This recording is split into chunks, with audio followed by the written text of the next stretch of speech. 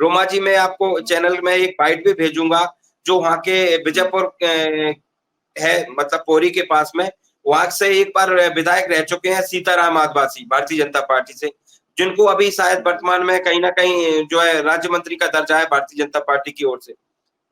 उन्होंने उनको, जो सरपंच संघ के लोग हैं, उन लोगों का समर्थन करके वहां से कहीं ना कहीं अधिकारियों से और शासन प्रशासन से बात की है कि हमारी समाज का हक, आदिवासी समाज बन करके हमारे समाज का अगर हक काटने का प्रयास किया जा रहा है तो हम इसका विरोध करते हैं और लगातार कार्रवाई करेंगे। दूसरी सवाल इसमें एक और उठता है रोमा जी, कि सरकार के ही मंत्री दर्जा प्राप्त सीताराम आदिवासी और भारतीय जनता पार्टी के पूर्व विधायक, अगर ऐसे लोगों की ही सुनवाई नहीं हो रहा है, ऐसे लोग अगर किसी तरह की कोई बात रखते हैं, ऐसी सुनवाई नहीं हो पा रही है, तो सोचिए आप जो जनपद पंचायत के सीईओ है, किस तरह से वो उन पर किस तरह का जो है उनका चेक होगा, या किस तरह का भ्रष्टाचार जो मध्य प्रदेश में पंचायतों के माध्यम से जनपद सीईओ लेकर के अगर ये लोग कर रहे हैं और सरपंचों को लगातार, इनको सरपंचों को टारगेट बना करके सरपंचों से कमीशन खाने का जो बात कर रहे हैं, तो इस तरह का भ्रष्टाचार अगर चल रहा है तो बताइए आप, अगर पंचायत में 15-20% कमीशन में जनपद पंचायत सीईओ को चला जाएगा, फिर ऊपर के अधिकारी लेते होंगे, तो ऐसे में जो पंचायतों में सरपंच सेक्रेटरी अपना विकास करेंगे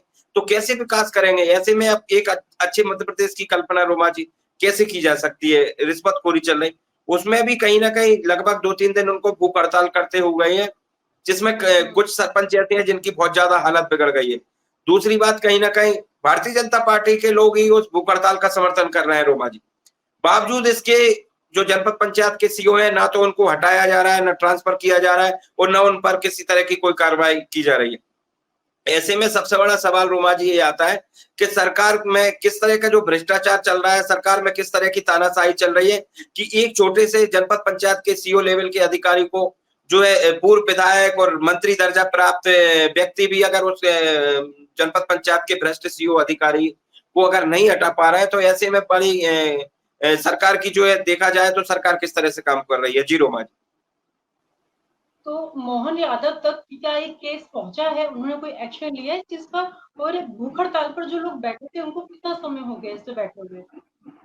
जी रोमा जी, मैं आपको एक बात बताऊं, जो भारतीय जनता पार्टी में आप बात करें तो कहीं ना कहीं जिसको आरएसएस का संगठन चलाता है, और आरएसएस संगठन जब पीछे से चलाता है, मोहन यादव तो एक मुख्यमंत्री हैं, मान सकते हैं हम, लेकिन जिस तरह से जो चल रहा है, देखने के लिए कोई और है, कहने के लिए कुछ और है, हो कुछ और रहा है, तो इस तरह का जो भ्रष्टाचार चल रहा है रोमा जी, आज आप देखिए कि सरपंचों को भूख हड़ताल पर आना पड़ा।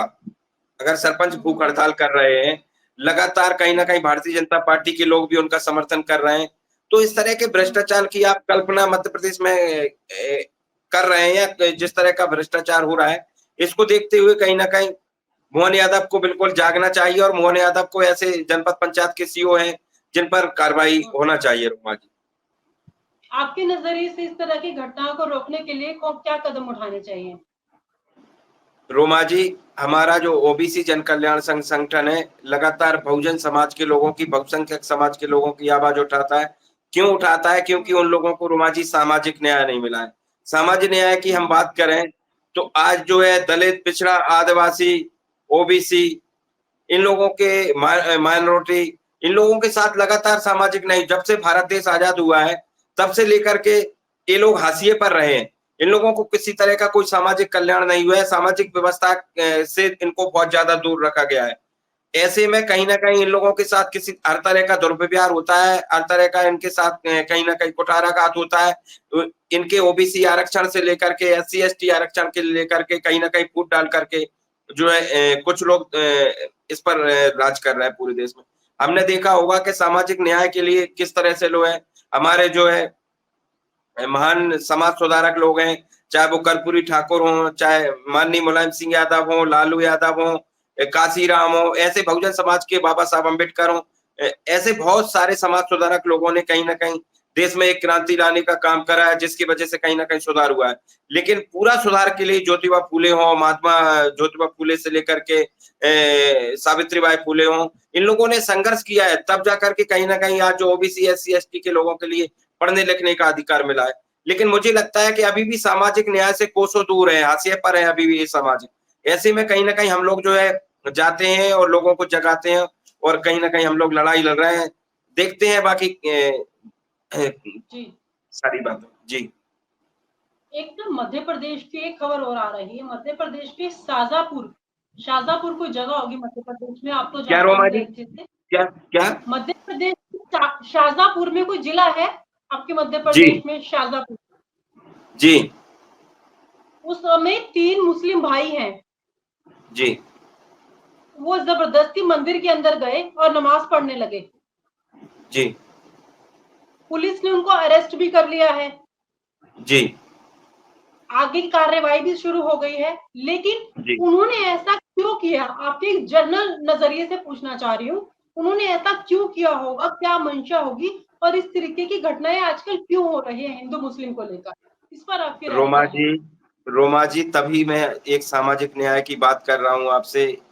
मैं आपसे भाईराज, मैं वहां पर आऊंगा, आपने जो जवाब दिया है, लेकिन पहले मैं दूसरी जगह से आपको लेकर के जाऊंगा। जैसे कि मैं उत्तर प्रदेश के भाईराज जिले से लेकर के आता हूँ कि जिस तरह से वहां पर किस तरह का उपद्रव हुआ है, किस तरह से दैनिक भास्कर ने अपनी एक रिपोर्ट जारी की है। दैनिक भास्कर में कहीं ना कहीं इस तरह की बात उस व्यक्ति ने कबूल की है और कि कहीं ना कहीं हमको पुलिस ने 2 घंटे की छूट दी थी, अन्यथा कहीं ना कहीं हम लोग पूरा भाईराज जिले के आसपास जो भी है उसको कहीं ना कहीं जला देते।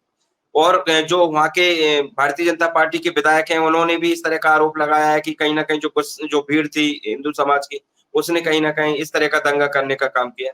तो ऐसे में रोमा जी क्या होता है, कहीं न कहीं जो लोग, और मैं तो सीधी बात करूँगा, भारतीय जनता पार्टी के आरएसएस के लोग लगातार हिंदू मुसलमान में एक आपस में विघटन करवा करके, सांप्रदायिकता फैला करके ये लोग कहीं न कहीं राजनीति करना चाहते हैं। अभी क्या है, मध्य प्रदेश में भी मैंने देखा है कि कहीं न कहीं उपचुनाव चल रहे हैं।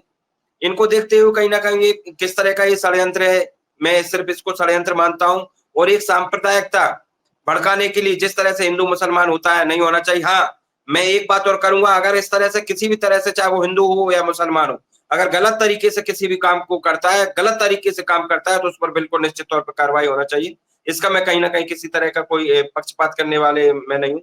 लेकिन जो व्यक्ति गलत करेगा उसको दंड मिलना चाहिए। लेकिन चूँकि आप देख रहे हैं उत्तर प्रदेश से लेकर के आप बिहार में चले जाएँ, तो हिंदू स्वाभिमान यात्रा जो है गिरिराज सिंह वहाँ पर निकल रहे हैं। तो ऐसे में कहीं न कहीं मैं ये सोचता हूँ कि हमारा जो भारत है, सर्वधर्म से एक सुसज्जित हमारा भारत है। तो ऐसे में कहीं न कहीं सभी धर्मों की इज्जत होना चाहिए, सभी धर्मों का सम्मान होना चाहिए। कोई किसी के धर्म का अपमान ना करे, ऐसा भारत है हमारा। और अगर कोई गलत करता है तो निश्चित तौर पे रोमा जी उस पर कार्रवाई होना चाहिए। जी रोमा जी।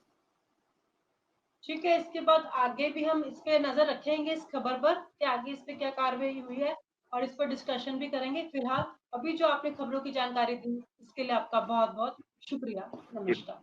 और आप हमसे जुड़े रहने के लिए सब्सक्राइब करें YouTube पर, फॉलो करें Twitter पर और लाइक करें Facebook पर। और ज्यादा जानकारी के लिए आपको टाइप करना होगा सिर्फ न्यूज नशा।